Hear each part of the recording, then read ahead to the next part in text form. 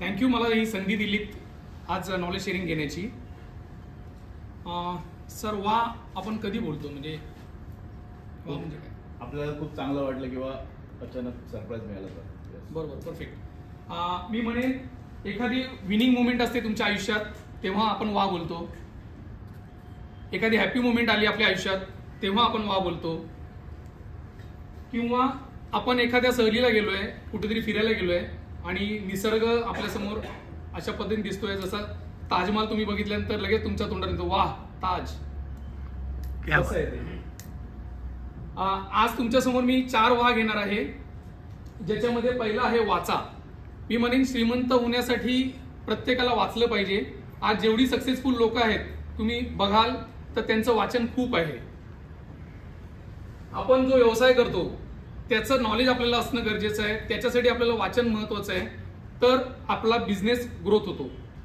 Next, ज्ञान वाढवलं तर आपल्याला यश गाठता येतं, त्याच्यासाठी सुद्धा तुम्हाला रीडिंग गरजेचं आहे.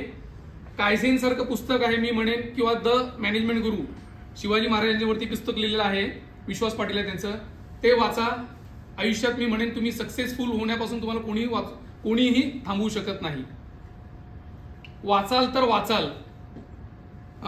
मी म्हणेन पुस्तक आणि माणसं लगेच कळत नाहीत, त्यांना वाचावं लागतं, आणि हे सुद्धा कालच मी वाचलंय.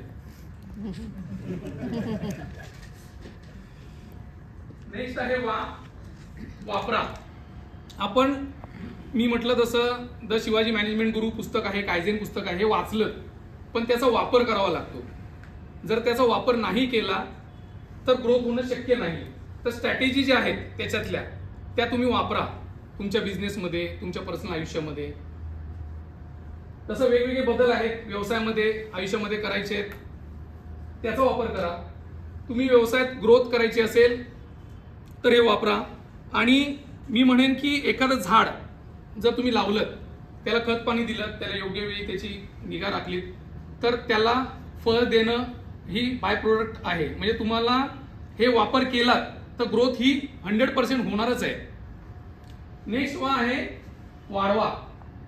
मी म्हणेन व्यवसाय उद्योग याच्यात वाढ झाली पाहिजे. आत्ताच फायनान्शियल इयर आलं, नवीन तुमचे टार्गेट तुम्ही घेतले पाहिजेत. व्यवसायासाठी नवीन टार्गेट, हेल्थसाठी नवीन टार्गेट, हे तुम्हाला घेतलेच पाहिजे. टीम वाढवा. तुमचे ग्रोथ पार्टनर म्हणजे जे वेंडर असतात त्यांना तुम्ही सपोर्ट करा, त्यांच्या लाईफमध्ये कॉन्ट्रीब्यूट करा आणि वेंडरना मदत करून तुम्ही ग्रोथ करा. पार्टनर आहेत ते वाढवा. ज्ञान आणि पैसा हे ऑटोमॅटिक, मी म्हणेन की ज्या पद्धतीने तुम्ही आता हा व्यवसाय रोजगार हे वाढवलं तर ऑटोमॅटिकली नॉलेजचा वापर करून त्या गोष्टी तुम्ही ग्रोथ करू शकता. रिस्पेक्ट आणि स्टेटस. मी म्हणेन बऱ्याचशा गोष्टी आपण माणसाला जज करतो ते त्याचं राहणीमान, मुलं कुठल्या शाळेत जात आहेत, ते राहायला कुठे आहेत, गाडी कुठली वापरत आहेत, त्यांचं राहणीमान कसं आहे, याच्यावर. मी म्हणेन सिबिल, जे आता आपण आर्थिक स्तर काय आहे, लोन मिळण्यासाठी जे सिबिल गरजेचं असतं, तर तिथे कळतं की तुमचं स्टेटस काय आहे. तर त्या स्टेटसमध्ये तुम्ही ग्रोथ करा. वाटा. चौथा जो वा आहे तो म्हणेन की तुम्ही ज्या गोष्टी आता शिकलाय, ज्या गोष्टी नॉलेज तुम्ही वापरले, आता ते लोकांमध्ये वाटायची वेळ आलेली आहे. मग आपले कनेक्ट जे आहेत, जसं आता नितेश पाटील इथे आहेत, मॅक्झिमम देण्याचा प्रयत्न करतात, तर ते कनेक्ट तुम्ही लोकांमध्ये शेअर करा, तर ग्रोथ होईल. नेक्स्ट आहे रिस्पेक्ट. आपलं ज्ञान वाटा.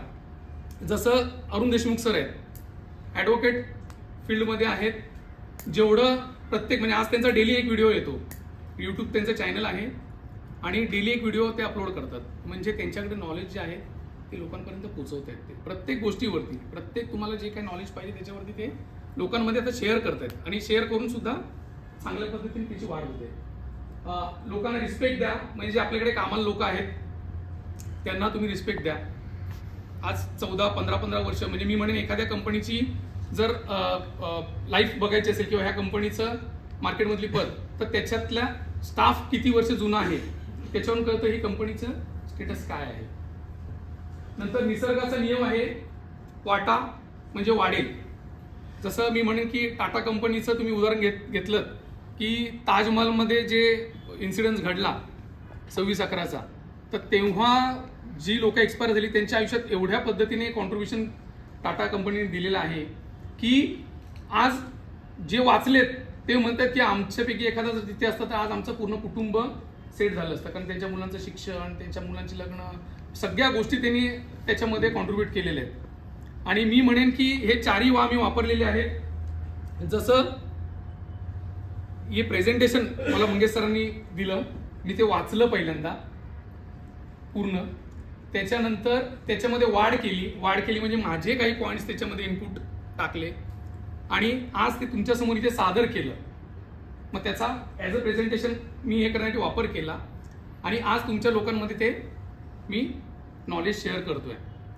तर जाता एक शेअर म्हणेन मी, क्यों डरे कि जिंदगी में क्या होगा, क्यों डरे कि जिंदगी में क्या होगा, हर वक्त क्यों सोचे कि बुरा ही होगा, बढ़ते रहे बस मंजिलों की ओर, बढ़ते रहे बस मंजिलों की ओर, हमें कुछ मिले ना मिले तजुर्बा तो नया होगा. क्या बात है. Thank you.